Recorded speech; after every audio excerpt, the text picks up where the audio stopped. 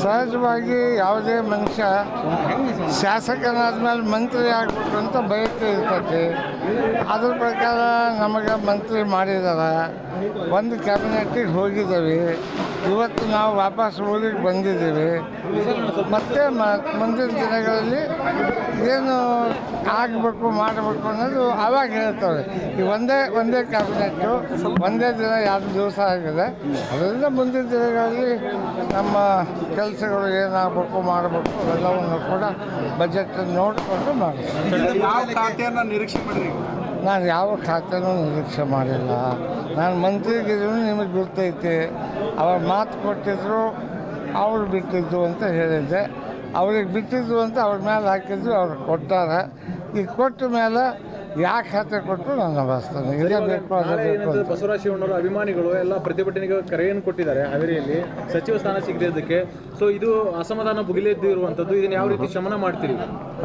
ಎಷ್ಟು ಪಕ್ಷ ನಾನು ಈಗಾಗಲೇ ಶಿವಣ್ಣವ್ರ ಸಾಹೇಬ್ರನ್ನ ಕರೆದು ಮಾತಾಡಿದ್ದೇನೆ.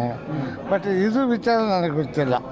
ಇಲ್ಲಿ ಬಂದ ಮೇಲೆ ಅವ್ರನ್ನೇ ಎಲ್ಲರೂ ಬಂದು ನನ್ನ ವಿಶ್ ಮಾಡಿ, ಅವ್ರ ಅಭಿಮಾನಿಗಳೆಲ್ಲರೂ ಬಂದು ಅವರು ಕೂಡ ವಿಶ್ ಮಾಡಿದ್ದಾರೆ. ನಮ್ಮ ಮೇಲೆ ನಾವು ಅವ್ರ ಮೇಲೆ ಏನೂ ಇಲ್ಲ. ಅವರ ಎಷ್ಟು ಇದು ಇಲ್ಲ. ನಾನು ಮಂತ್ರಿಗಿರನ್ನೇ ಕೇಳಕ್ಕೆ ಹೋಗಿಲ್ಲ. ಮುಖ್ಯಮಂತ್ರಿಗಳು 11:45 ಗಂಟೆಗೆ ನನಗೆ ಫೋನ್ ಮಾಡಿ ನಿನ್ನ ಸ್ಪೀಕರ್ ಸ್ಥಾನಕ್ಕೆ ರಾಜೀನಾಮೆ ಕೊಡು, ಆಮೇಲೆ ಪ್ರಮಾಣ ವಚನ ಸ್ವೀಕಾರ ಮಾಡುವಂತ ಹೇಳಿದ್ದಾರೆ. ಮತ್ತು ನಾನು ಅವಾಗ ಹೋಗಿದ್ದಾನೆ. ಹೋಗಿಬಿಟ್ಟು ಅದೆಲ್ಲ ಪ್ರೊಸೆಸ್ ಮುಗಿಸಿ ಪ್ರಮಾಣ ವಚನ ತೊಗೊಂಡು ಬಂದೀವಿ. ಹಾಗಾಗಿ ಅವರ ಏನು ಅಸಮಾನತೆ ಮತ್ತೊಂದು ಮುಗಿಲಾರ ಅಂಥದ್ದು ಏನೂ ಇಲ್ಲ. ಅವರು ಡಿಮಾಂಡು ಸಹಜವಾಗಿ ಶಾಸಕರಾದವರು, ಸೀನಿಯರ್ ಇದ್ದವರು ಮಂತ್ರಿ ಆಗಬೇಕು ಅಂತ ಶಿವಣ್ಣವರು ಮಾತ್ರ ಅಲ್ಲ, ನಮ್ಮ ಎಚ್.ಕೆ. ಪಾಟೀಲ್ ಸಾಹೇಬರು ಅಂತವರಿಗೂ ಕೊಟ್ಟಿಲ್ಲ. ಆಮೇಲೆ ಜಯಚಂದ್ರನ್ ಅಂತವರು, ದೇಶಪಾಂಡೆ ಅಂತವರು, ಮೋಸ್ಟ್ ಸೀನಿಯರ್ಸ್ ಎಲ್ಲ ಇದ್ದವರು ಕೂಡ ಹೋಗಿದ್ದಾರೆ. ಆಮೇಲೆ ಹೊಸಬರು ನಮಗೆ ಮಾಡಲಿಲ್ಲ ಅಂತ ಇವರು ಎದುರು ಮಾಡ್ತಾರೆ. ಈಗ 34 ಸ್ಥಾನಗಳು ಮಾತ್ರ ಇರೋದ್ರಿಂದ ಅದಕ್ಕೆ ಬ್ಯಾಲೆನ್ಸ್ ಮಾಡಬೇಕಲ್ಲ. ಅದರಿಂದ ಜಾತಿವಾರು ಮತ್ತು ಜಿಲ್ಲಾವಾರು ಯಾರ್ಯಾರಿಗೆ ಕೊಟ್ಟಿಲ್ಲ ಅವ್ರಿಗೆ ಕೊಡಬೇಕು. ಹೋದ ಸಲ ಕೊಟ್ಟವ್ರಿಗೆ ಬಿಟ್ಟು ಈ ಸಲ ಸ್ವಲ್ಪ ಅದು ಭಾಳಷ್ಟು ಜನ ಆರಿಸಿ ಬಂದಿರೋದ್ರಿಂದ ಸ್ವಲ್ಪ ಬುಗಿಲೆದ್ದಿದೆ. ಅದನ್ನು ಸನ್ಮಾನ್ಯ ಮುಖ್ಯಮಂತ್ರಿಗಳು ಮತ್ತು ಹೈಕಮಾಂಡಿನ ತೀರ್ಮಾನ ಮಾಡ್ತಾರೆ. ಅದು ಸರಿ ಆಗ್ತದೆ. ಈಗ ಅಧಿವೇಶನ ಹತ್ರ ಬರ್ತಾ ಇದೆ. ರಾಜ್ಯದಲ್ಲಿ ಬರ ವ್ಯವಸ್ಥೆ ಇದೆ, ಕಾನೂನು ಇಲ್ಲ.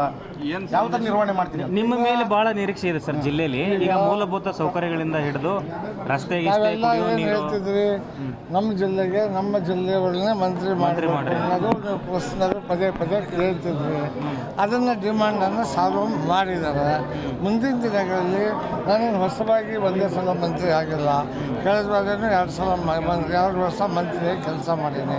ಈ ಸಲನೂ ಕೂಡ ಏನೇನು ನೋಡಬೇಕು ಮಾಡಬೇಕು ಅನ್ನೋದನ್ನು ಎಲ್ಲ ಅಧಿಕಾರಿಗಳು ಚರ್ಚೆ ಮಾಡ್ತೇನೆ.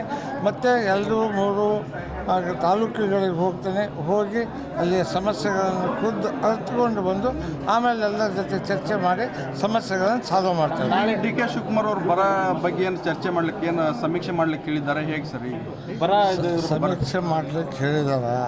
ನಾನು ಹೊರಗಿನ ಜಿಲ್ಲೆಯಿಂದ ಬಂದಿಲ್ಲ. ಇದೇ ಜಿಲ್ಲೆ ಒಳಗಿದ್ದನು ಏನೇನು ಅದಾವ ಅನ್ನೋದು ನನಗೆ ಗೊತ್ತಿದೆ. ಆದ್ದರಿಂದ ನಾನು ಅಧಿಕಾರಿಗಳ ಚರ್ಚೆ ಮಾಡ್ತೀನಿ. ಎಲ್ಲ ಶಾಸಕರ ಜೊತೆ ಚರ್ಚೆ ಮಾಡಿ ಏನೇನು ಮಾಡ್ಬೋದು. ಈಗಾಗಲೇ ಬರ ಮತ್ತು ತೊಂದರೆ ಇದೆ, ನೀರು ಕುಡಿಯೋ ನೀರಿನದ್ರ ಬಗ್ಗೆ ಸನ್ಮಾನ್ಯ ಮುಖ್ಯಮಂತ್ರಿಗಳು 1 ಕೋಟಿ ರೂಪಾಯಿ ಮಂಜೂರು ಮಾಡಿದ್ದಾರೆ. ಯಾರಿಗೆ ಏನು ತೊಂದರೆ ಆಗದ ರೀತಿಯಲ್ಲಿ ನೋಡಿಕೊಡ್ರಿ ಅಂತ ಹೇಳಿದ್ದಾರೆ. ಮೇವಿಂದಂತೂ ಇನ್ನೂ 6 ತಿಂಗಳು ಆಗೋವರೆಗೂ ಏನೂ ತೊಂದರೆ ಇಲ್ಲ ಅಂತ ಹೇಳಿ ಅಧಿಕಾರಿಗಳು, ರಾಜ್ಯ ಮಟ್ಟದ ಅಧಿಕಾರಿಗಳು ನನ್ನ ಹತ್ರ ಹೇಳಿದ್ದಾರೆ. ಅಥವಾ ಬೇರೆ ಆಫೀಸರ್ಸ್ ಮೀಟಿಂಗ್ ಪ್ರದೇಶಗಳಿಗೆ ಆಫೀಸರ್ಸ್ ಮೀಟಿಂಗ್ ಮಾಡ್ತೀನಿ.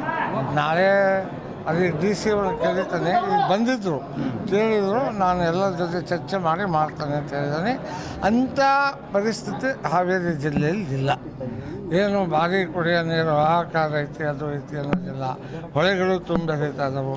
ಕುಡಿಯೋ ನೀರಿನ ಸಮಸ್ಯೆ ನಗರದಲ್ಲಿತ್ತು, ಅದು ಕೂಡ ಕಡಿಮೆ ಆಗಿದೆ. ಮುಂದಿನ ದಿನಗಳಲ್ಲಿ ಎಲ್ಲವೂ ಕೂಡ ಸರಿ ಹೋಗ್ತದೆ.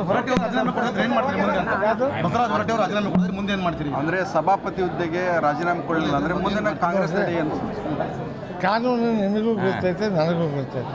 ಬಹುಮತ ಯಾರು ಸಾಬೀತುಪಡಿಸ್ಬೇಕು ಅವರು ಆಗ್ತಾರೆ. ಸಹಜವಾಗಿ ಕೊಡದೇ ಇದ್ದರೂ ಕೂಡ ಈಗ ಉದಾಹರಣೆಗೆ ನಮ್ಮ ಮೇಡಮ್ ಕೋಲ್ಕತ್ತಾ ಅಂತ ಮೇಡಮ್ ರೀ ಅಲ್ಲ ಮಮತಾ ಬ್ಯಾನರ್ಜಿ ಅವರು ನಾನು ಕೊಡೋದಿಲ್ಲ ಅಂತ ಹೇಳಿದರು. ಆಮೇಲೆ ಮೆಜಾರಿಟಿ ಇತ್ತು, ಮೆಜಾರಿಟಿ ಪ್ರೂವ್ ಮಾಡಿ ಇನ್ನೊಬ್ಬರು ಮಾಡಿದರು. ಅದೇನು ದೊಡ್ಡ ಸಮಸ್ಯೆ ಅಲ್ಲ, ಅದೇನು ಮಾಡ್ತಾರಲ್ಲ.